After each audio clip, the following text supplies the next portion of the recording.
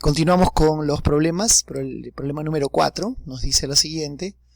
Se tiene un engranaje formado por dos ruedas de 45 y 24 dientes. Dicho engranaje empieza a funcionar y luego de 10 minutos una de las ruedas da 280 vueltas más que la otra.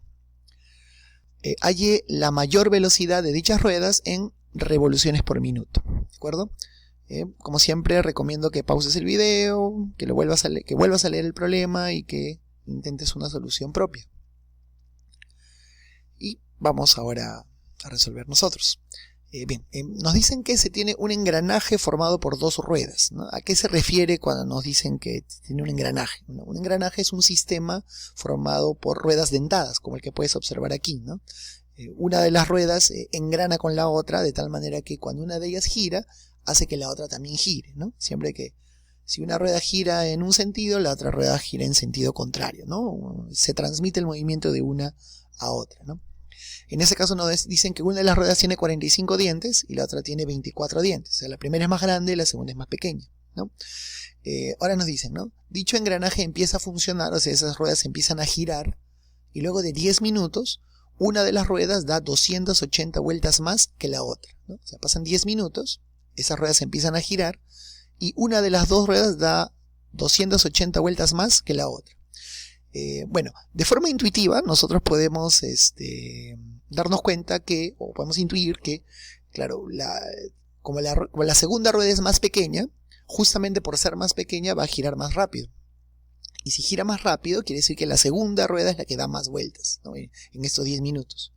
Entonces, nosotros podemos decir lo siguiente: si la primera rueda da X vueltas, la segunda rueda dará X más 280 vueltas, ¿no? Porque nos dicen, en 10 minutos, una de las ruedas da 280 vueltas más que la otra, ¿no? La rueda pequeña da 280 vueltas más que la grande. Muy bien, y nuestro primer objetivo va a ser encontrar esta X. Para poder encontrar esta X, vamos a tener que mencionar aquí una propiedad que dice lo siguiente, una propiedad que tiene que ver justamente con engranajes, ¿no? Cuando una rueda dentada engrana con otra rueda dentada, se cumple lo siguiente, ¿no? El número de dientes de cada una de estas ruedas es inversamente proporcional al número de vueltas que da. O sea, ¿qué quiere decir eso, no? Que si por ejemplo, si una de las ruedas tuviera el doble de dientes, ¿no? Quiere decir que tiene el doble de tamaño, ¿no? Y quiere decir que se va a demorar el doble en dar una vuelta completa, ¿no? Si se demora el doble de tiempo en dar una vuelta completa, quiere decir que en un cierto tiempo va a dar la mitad de vueltas que la otra.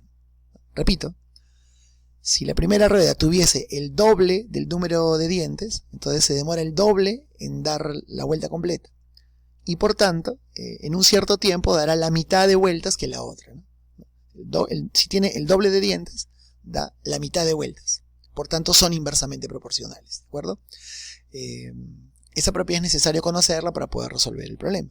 Ahora, si son inversamente proporcionales, nosotros sabemos que esas magnitudes se multiplican y que su multiplicación, su producto es constante. O sea, si multiplicamos el número de dientes de una rueda por el número de vueltas que da, el resultado de ese producto debe ser constante, debe ser siempre el mismo. Siempre y cuando una rueda engrane con la otra, ¿no? Bien, y esta es la propiedad que vamos a utilizar, ¿no? El número de dientes por el número de vueltas es constante. Entonces aquí, número de dientes por número de vueltas es igual a número de dientes por número de vueltas, ¿no? Reemplazando, tendríamos que 45 por X debe ser igual a 24 por X más 280, es lo que tenemos por aquí, ¿bien? Y aquí vamos a hacer lo siguiente, ¿bien? Primero, este 24 va a entrar al paréntesis. Vamos a tener 24 por X más 24 por 280. Ese 24 por X vamos a pasarlo a restar y vamos a tener aquí 21 por X, ¿sí? Y en el segundo miembro va a quedar 24 por 280, que lo estoy dejando indicado. Aquí ustedes pueden multiplicar y luego dividir entre 21, o si quieren pueden sacar tercia y luego séptima y séptima, ¿no? Haciendo las operaciones van a llegar a que X es igual a 320. O sea, la primera rueda da 320 vueltas y la segunda da 320 más 280 da 600 vueltas, ¿no? La primera da 320, la segunda da 600 vueltas. Y con eso ya podemos responder la pregunta. La pregunta dice, ¿hay la mayor velocidad de esas ruedas? Como ya hemos mencionado, la que gira más rápido es la rueda pequeña. Entonces la mayor velocidad es justamente la velocidad de la rueda pequeña, ¿no? La segunda velocidad. ¿Cómo hacemos para hallar esa velocidad? Bueno, sería el número de vueltas que da entre la cantidad de tiempo que se ha demorado en dar esa cantidad de vueltas, ¿no? Aquí sería x más 280 entre 10, ¿no? El número de vueltas que da entre el tiempo. Como ya sabemos que este x es 320, 320 más 280 es 600, y 600 entre 10 es igual a 60, ¿no? La rueda pequeña gira a una velocidad de 60 revoluciones por minuto, ¿no? 60 vueltas por cada minuto, ¿no? Esa es la respuesta de este problema número 4. Para resolver ese problema fue necesario conocer esa propiedad, ¿no? Es una propiedad que ustedes deben conocer y que deben utilizar siempre que tengan que resolver un problema relacionado con engranajes, ¿no? Con ruedas dentadas que engranan una con la otra. ¿Bien? Siguiente problema. Problema número 5. En una joyería, el precio de cierto tipo de diamante es proporcional al cuadrado de su peso. Un diamante de este tipo, que cuesta $360.000, se divide en dos partes, de forma que el peso de una de ellas es el doble de la otra. Si las dos partes son vendidas, ¿cuánto se gana o cuánto se pierde? ¿De acuerdo? Como siempre te recomiendo que pauses el video, que vuelvas a leer el problema, pensar un poco y vamos a ver la solución. Como siempre conviene comenzar con la relación de proporcionalidad, ¿no? Nos dicen que el precio del diamante es proporcional al cuadrado de su peso. Nosotros ya hemos mencionado que si nos dicen que es proporcional, quiere decir que es directamente proporcional. El precio del diamante directamente proporcional a el cuadrado de su peso, o sea, el peso elevado al cuadrado. Nosotros sabemos que si son directamente proporcionales, estas magnitudes se tienen que dividir y el resultado de esa división debe ser constante. Aquí a la constante le he puesto h, ¿no? No es obligatorio que siempre sea k, puede ser cualquier letra. Aquí le he puesto h, por ejemplo, ¿no? Y luego nos dicen lo siguiente, ¿no? Aquí he hecho un pequeño gráfico, ¿no? Se tiene un diamante el cual es dividido en dos partes, de tal manera que el peso de una de las partes es el doble de la otra. Yo aquí he considerado que el peso del diamante es 3K y que se divide en dos partes cuyos pesos son 2K y 1K, ¿no? El peso de una de ellas es el doble de la otra. Nos dicen que el precio de este diamante al principio es de $360.000. Y nos preguntan, ¿no? Si el diamante se divide en estas dos partes y estas dos partes son vendidas, ¿cuánto se gana o cuánto se pierde? Para poder saber si se gana o si se pierde al vender estas dos partes por separado, lo que tenemos que hacer es encontrar el precio de estas dos partes. Vamos a llamarle P1 al precio de esa primera parte y P2 al precio de la segunda parte. Y lo que vamos a hacer para encontrar esos valores es reemplazar en esta formulita, ¿no? Nosotros sabemos que el precio se divide entre el peso elevado al cuadrado, ¿no? Entonces para la primera parte sería 360.000 entre 3K elevado al cuadrado, ¿no? El precio entre el cuadrado de su peso. Para el segundo sería P1 entre 2K al cuadrado, ¿no? El precio entre el cuadrado de su peso. Y para el tercero lo mismo, ¿no? Sería P2 entre K al cuadrado. Aquí podemos observar que todos los denominadores están multiplicados por k y por tanto ese k se puede simplificar, con lo cual tendríamos 3 al cuadrado 9, 2 al cuadrado 4 y aquí como se ha cancelado queda 1. Y de aquí podemos encontrar P1 y P2, ¿no? 360.000 entre 9 es 40.000. Este 4 pasa a multiplicar, 4 por 40.000 sería 160.000. Ese sería el precio de la primera parte.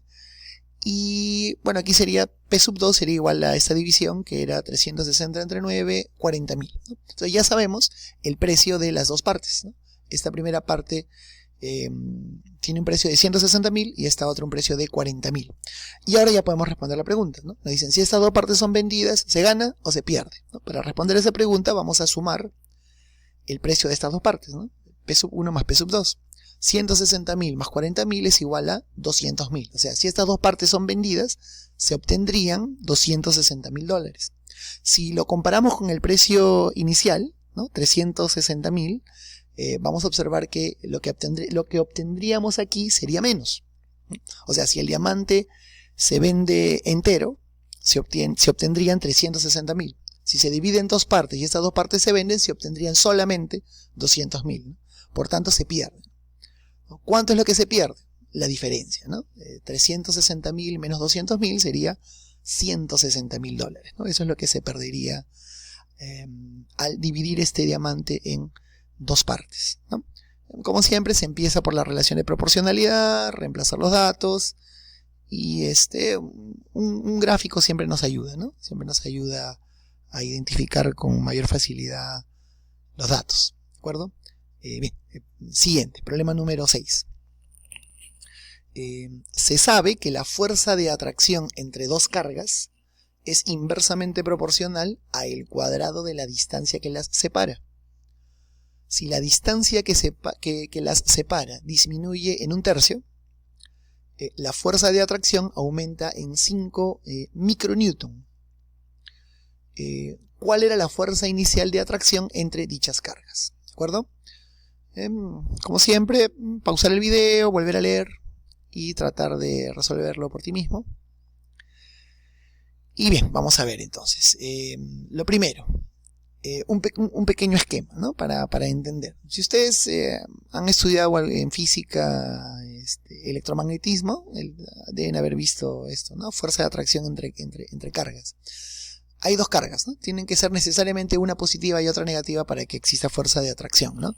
Nos dicen que la fuerza de atracción entre estas cargas es inversamente proporcional a la distancia que las separa, ¿no? La fuerza de atracción es inversamente proporcional a el cuadrado de la distancia que la separa, ¿no? Aquí estoy poniendo que la fuerza es F y la distancia es D. ¿Y qué cosa nos dicen? Nos dicen que si esta distancia disminuye en un tercio, la fuerza de... bueno, aquí, si son inversamente proporcionales, sabemos que se van a multiplicar y que ese producto debe ser constante, ¿no? Bien, nos dicen, si esta distancia se reduce en un tercio, la fuerza de atracción entre ellas aumenta en 5 micronewton. Las unidades para la fuerza van a ser micronewton. Bien, nos dicen que esta distancia disminuye en un tercio. Debemos entender que en un tercio de su valor, ¿no? Claro, si a una cantidad le quitamos un tercio de su valor, lo que nos queda serían 2/3 de su valor, ¿no? Le quito un tercio, me deben quedar 2/3 de la distancia inicial. Y claro, como la distancia se reduce, la fuerza de atracción entre ellas aumenta, ¿no? Aumenta en 5 micronewton. Lo que vamos a hacer es reemplazar, ¿no? La fuerza se multiplica por el cuadrado de la distancia y ese producto debe ser constante, ¿no? Entonces aquí F por D al cuadrado tiene que ser igual a F más 5 por esta nueva distancia, 2/3 de D, todo elevado al cuadrado. Aquí vamos a hacer lo siguiente, ¿no? Todo esto vamos a dejarlo igual, ¿no? F por D al cuadrado, F más 5, y aquí vamos a efectuar la potencia, ¿no? 2/3 elevado al cuadrado es 4/9, D al cuadrado es D cuadrado. D cuadrado se puede cancelar a ambos miembros. Y este 9 que divide puede pasar a multiplicar. Vamos a tener aquí 9F, ¿no? El D cuadrado se canceló, el 9 que estaba dividiendo pasó a multiplicar, y este 4 entra al paréntesis, ¿no? Sería 4F más 4 por 5, 20.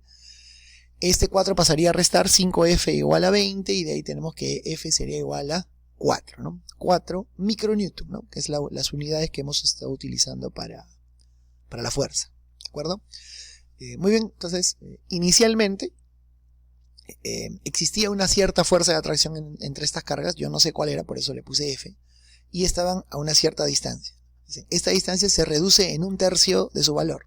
Si se reduce en un tercio, quedan 2/3, ¿no? Y como se reduce la distancia, la fuerza de atracción aumenta. ¿En cuánto aumenta? Por dato aumenta en 5. Si la fuerza de atracción antes era F, ahora es F más 5. Y lo único que hay que hacer es reemplazar esto en la expresión que hemos encontrado aquí, ¿no? Nos dijeron que eran inversamente proporcionales, por tanto su producto es constante. F por D al cuadrado igual a F más 5 por 2/3 de D al cuadrado, y lo demás es hacer operaciones, ¿de acuerdo? Fíjense que en este caso no tenemos valores numéricos exactos, ¿no? Sino que tenemos una relación proporcional, ¿no? También se puede trabajar de esa manera, ¿bien? Vamos a seguir con más problemas en el siguiente video.